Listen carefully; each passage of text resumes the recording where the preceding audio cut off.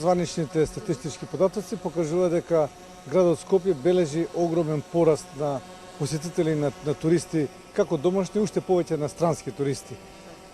Пред се, значи, она што ги привлекува во градот Скопје странските туристи се знаменитостите кои што ги има во градот Скопје и специфичностите кои што се на градот Скопје, а тоа е старата скопска чаршија, скопското кале, значи Милениумскиот крст, Свети Пантелеймон, Матка и секако јас би рекол во последен период интензивната изградба и реконструкција на централното градско подрачје. Значи луѓето кои доаѓаат во градот Скопје велат се случува нешто во Скопје, градот е жив. Во градот се гради, се обновува, се прават нови плоштади, нови улици, нови булевари. Значи сака да гледат нешто што се движи, што се менува и што навистина покажува дека се обрнува внимание на тој град. Затоа Скопје, значи во изминатиот период стана место кај што доаѓаат огромен број на посетители, значи од целиот свет. Ја вчера имав можност на площадот Богородица да сретам една туристичка група во која што имаше посетители туристи од Перу и од Аргентина. И тоа Аргентина вели: ова е чудо за мене. Ја не сум верувал дека на Балканот постои ваков град. Јас кој ќе се вратам во Аргентина, навистина ќе говорам и ќе зборувам за овој град. Резултат на вашите проекти. Ајде да зборуваме за проектите. Вие во летниот период не одмарате, напорно се работи.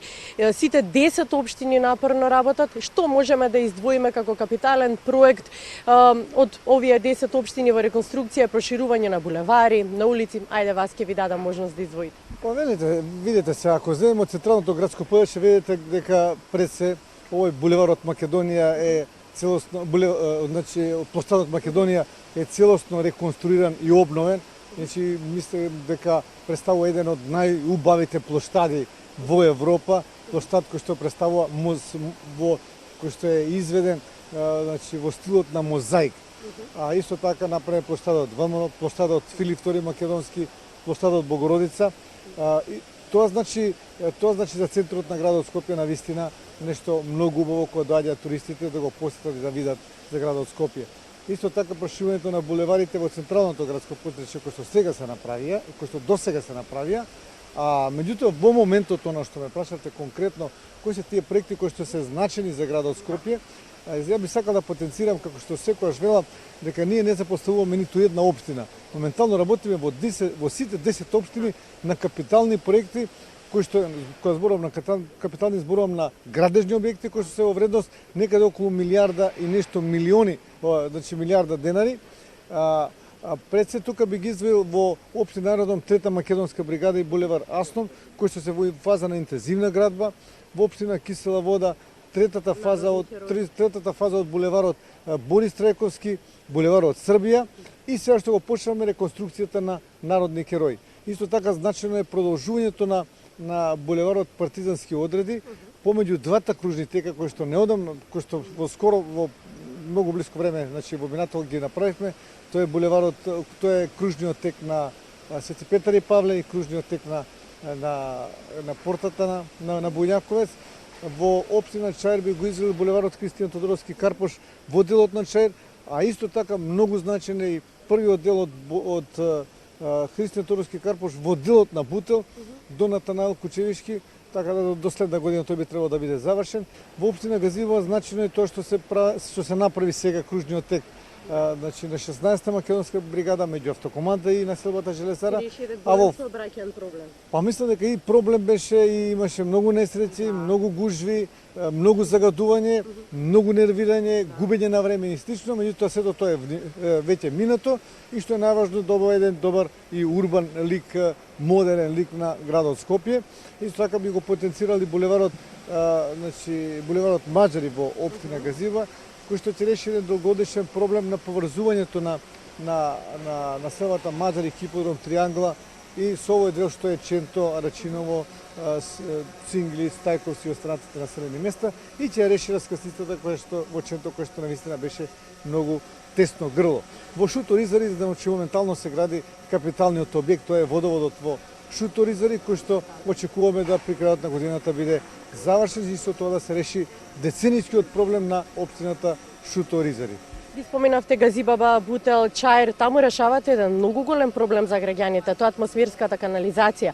Кога се очекува реализација? Па видите, градот Скопје долг период нема обрнувано големо внимание на атмосферските канализации на целата територија, затоа во изминативе неколку години имавме проблеми со дури при помали дождови проблеми со движење на возилата на подвозниците. Го решивме тоа, значи и кај Бриколаш, и кај Боци Иванова направивме една голема атмосферска канализација, значи се до Серава, така да сега при многу големи дождови сепак не може да се сопре, значи тоа е природа. Меѓутоа, многу побрзо тоа ќе биде отклонето доколку ги имаме овие атмосферски колектори. Во моментот градиме атмосферски колектор на Џон Кенеди, тоа значи во општина Чаир, по Џон Кенеди и по Кемал Ататурк, кој што навистина ќе придонесе да се реши долгиот, пак би рекол, деценијски проблем на одведувањето на атмосферските води во тој дел на општина Чаир, тоа е најголемиот дел од општина Чаир. И она што ме прашавте на улица Маđари, навистина тоа беше огромен проблем со оглед на тоа што некаде 2006-2007 година имавме поплава, особено на улица Финска и Сингилич и Джиково. Сега направиме атмосферски колектор почнувајќи од Антон Попов, значи од раскрстицата во Ченто, па по улицата Маđари се до булеварот Александар Македонски кој што оди за Куманово, и тука има еден голем колектор кој што ги води атмосферските води на излезот од градот Скопје некаде до клучката на Хиподром.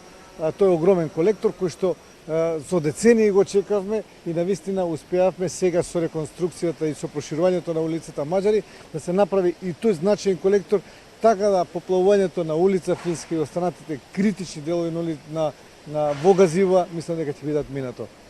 Ајде малце за средните училишта. Одвоивте од буџетот 22,3 така милиони денари. Оваа година за реконструкција на 16 средни училишта. Што опфаќа таа реконструкција? Таа реконструкција пред се опфаќа реконструкција на фасадите, значи фасадите кои што ќе бидат енергетски ефикасни. Да, почнеме со Ѓорѓе Димитров, денеска ќе одиме во Цветан Димов, во општина Чаир. Значи со Ѓорѓе Димитров почнеме со фасадите, со обнова на фасадата. Претходно беа обновен кровот, беа обновени подовите. Исто така се купи оној училиштен инвентар, што велиме клупи, столици, табли. Денеска во Цветан Димов ќе одиме да видиме до кај се те работите на реконструкцијата на санитарните чворови, значи на тоалетите во сите средни училишта. Ги заменивме исто така азбестните крови во сите средни училишта. Во неколку училишта, значи имаме енергетски ефикасни фасади, како што е во Јосип Брос и воопште другите, во неколку други училишта. Исто така работевме на гасификацијата на средните училишта, кој што допринесе да се намали трошокот за топлинската енергија, така да останат повеќе пари за реконструкцијата. Инаку во изминативе години од 2009 нааму за средните училишта потрошиме некаде околу 230 милиони денари, што е огромна бројка, меѓутоа сметам дека беше неопходно потребна за подобрувањето на условите во кои што ќе учат нашите ученици и кои што исто така ќе допринесат за за заштита на топлинска енергија, на електрична енергија и на останатото. Така да правиме напори секоја година да издвојуваме минимум од 40 до 60 милиони денари за обновување на сите училишта во градот Скопје. Да посветиме внимание на најмладите, а и нас родителите најмногу што не интересира. Во градската зоолошка градина градиме живеалиште за слон, така? Да. Треба ќе имаме и слон во зоолошката градина. Кога може да очекуваме реализација на овој проект? Видете, слонот мислам дека требаше да биде уште пред неколку години кога изградивме слон за живеалиште за слон и живеалиште за жирафа. Тие беа направени по сите стандарди кои што ги бара Сдруженијето во Европа ЕАЗа на зоолошките градини, меѓутоа не успеавме да добиеме, инаку слонот не можете да го купите доколку не ви го одобрили, не ви го дадат од ова здружение. Ние имавме неколку контакти и донатори од нашиот конзул во Индија, вели јас ќе донесам слон со задоволство во зоолошката градина, меѓутоа не успеавме да го донесеме од тие причини. Сега градиме ново живеалиште, вредноста е некаде околу пола милион евра и сметам дека тоа живеалиште ќе треба да биде готово некаде до октомври, евентуално ноември месец. договорено е, како што ме информира од зоолошката градина, и доаѓањето на слонот, така да зоолошка градина без слон не е зоолошка градина, велат, и дојчињата со нетрпение го очекуваат доаѓањето на слонот. И ние родителите. Па сите ние, и да би сега да протестирам дека не е само слонот, туку исто така се прават живеалишта за пингвини, живеалишта за мајмуна, така да зоолошката градина навистина ќе продолжи да биде атрактивно место и многу посакувано место за граѓаните на градот Скопје, на Република Македонија. Меѓутоа, ако гледате, таму не се само од Македонија, туку и од пошироко до околината доаѓаат од Србија, од Косово, од Бугарија, бидејќи е навистина зоолошка градина кој што во регионот е ретка ваква зоолошка градина како што има градот Скопје. Ние се гордееме со тоа и инвестираме секоја година во зоолошката градина и благодарам и на менеџерскиот тим за нивното несебично залагање да зоолошката градина ја одржат во таква форма, во таква кондиција, и за да биде навистина атрактивна. Особено преку викенд полна е зоолошката градина, паркот, огромна фреквенција на родители на Гурелив исто така паркингот пред зоолошка, сетете се само како беше 2009 година пред да станам градоначелник на градот Скопје. Тој дел кај што навистина беше една грда слика, каде што немаше нефункционална, немаше место за паркирање, сега навистина е едно прекрасно место кое ќе отидете и пред влезот на зоолошката градина, а внатре уште повеќе. А доказ е големата фреквенција на граѓани, до каде е Луна паркот? И тоа со нетрпение го чека. Па видите, Луна паркот за несреќа и за жал моја и на сите, ни пропадна тендерот повтор пат поради некои пропусти кои што се направија. Сега поново ќе биде распишан тој тендерот. Се одлучивме како град Скопје на неколку години да извојуваме по околу 1 милион евра за набавка на реквизити. Веќе го во две фази оди, од два аспекти се гледа. Едно е инфраструктурата, друго се реквизитите. За инфраструктурата мислам дека веќе заврши тендерот, потпишавме договор, ќе почне, а тоа партерно уредување, вода, струја, патеките, клупи, корпи, сето останато што треба како инфраструктура, а во едно тендер кој ќе заврши, се надеваме дека после неговото завршување, зависно од големината на справите, атракциите кои што ќе треба да дојдат, се надеваме дека при крајот на година, почетокот на следна година ќе почне да се инсталираат и тие, и за неколку години ќе добиеме вака навистина добар, убав луна парк, детски, пред се детски забавен парк, меѓутоа ќе биде и за повозрастните со неколку адреналински атракции, така ги велат овие што се од Луна парк. Господине Трајановски, секогаш надвор од работата сте многу пријатен, народен човек, но во работата дали сте строг во реализирање на проектите или сте само принципиелен? Она што е ветено мора според ветеното да се реализира. Видите, ние знаете дека и како партија и ја како дел од ВМРО-ДПМН настапуваме со своји изборни програми.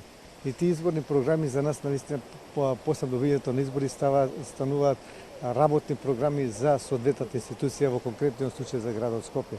И јас со сите сили, и јас лично и мојот тим настојуваме да секој ветен проект да го реализираме.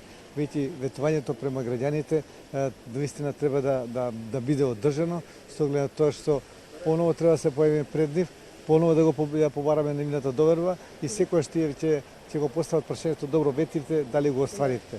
Не секојаш се 100% се остваруваат сите програми, меѓутоа задоволен сум што се остваруваат повеќе од 90%, и за тоа што не е остварено, ние ќе треба да дадеме очет зошто не е остварено. Меѓутоа треба да се работи за да може несебично да се работи, енергично да се работи, да тоа се реализира. Во некој случај нешто нема да се реализира, меѓутоа мислам дека граѓаните тоа го разбираат, ја гледаат вашата просветеност, вашата енергија, вашето залагање, колку за тоа се залагате да биде завршено, и навистина знаат да го почитуваат тој и да ве наградат со нови мандати, да ве наградат со нова доверба, доколку го остварите тоа што го правите. А мислам дека градот Скопје навистина доживува една голема експанзија во сите области од секојдневното живење. Впрочем, кој што кажавте, тоа го потврдуваат и огромниот број на туристи кои што на градот Скопје стана многу посакувана дестинација за граѓаните и за цела Европа. Јас вистина чистакнам само еден случај кога дојде генералниот директор на Ева на Македонија, му велам дали дојдете со семејство, да, рече и со жената и со децата си дојдов, а велам што бе натера тоа, па рече татко ми и мајка ми, беа пред 3 години беа тука и велат ако кога ќе дојдеш во Скопје, они специјално биле дојдени пред неколку години пред неговиот мандат овде во Скопје да го видат тоа што се случува и што се зборува за Скопје, и кога ме поканија да бидам во Скопје ми рекоа да ги носиш и фамилијата, таму е убаво место за живење. И на мене ми навистина беше пријатно да го слушам тоа од еден човек, од европски човек, представник на една огромна компанија, да Скопје биде желбата за живење на неговото семејство.